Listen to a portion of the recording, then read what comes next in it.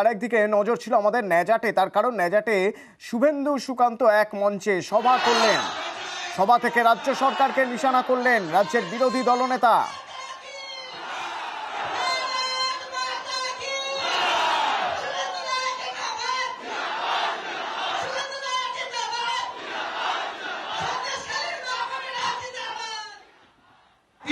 December 2023 বসিরহাটে রেলের ময়দানে দাঁড়িয়ে বলে গেছিলাম, শাহজাহান তোমার দিন শেষ হয়ে আসছে। নরেন্দ্র মোদীজি যে চাল গম ডাল পাঠান, সেই চাল গম ডাল জ্যোতিপ্রিয় মল্লিক বাকিবুর রহমানদের সাথে নিয়ে বাংলাদেশের সাতক্ষীরাতে পাচারের কাজে শাহজাহানরা লিপ্ত ছিল। ইডি এসেছিল, ইডি আক্রান্ত হয়েছে।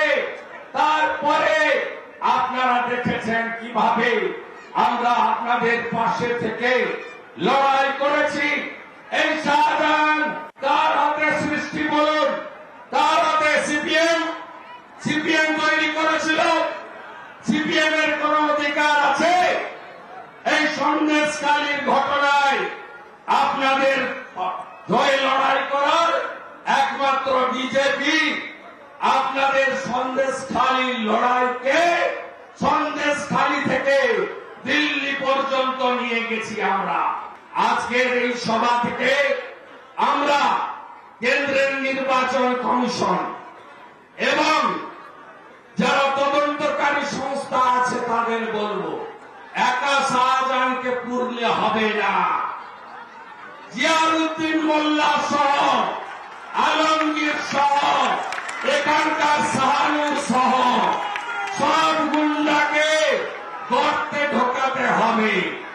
আর একা সন্দেশখালী নয়, পশ্চিম বাংলায় এমন 25 থেকে 30টা সন্দেশখালী আছে। তাই এ লড়াই চলছে, চলবে।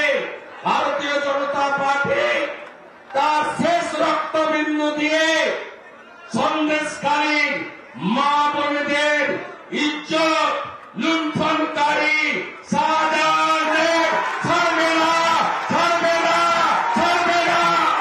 আমরা আপনাদের সঙ্গে 24x7 আছি।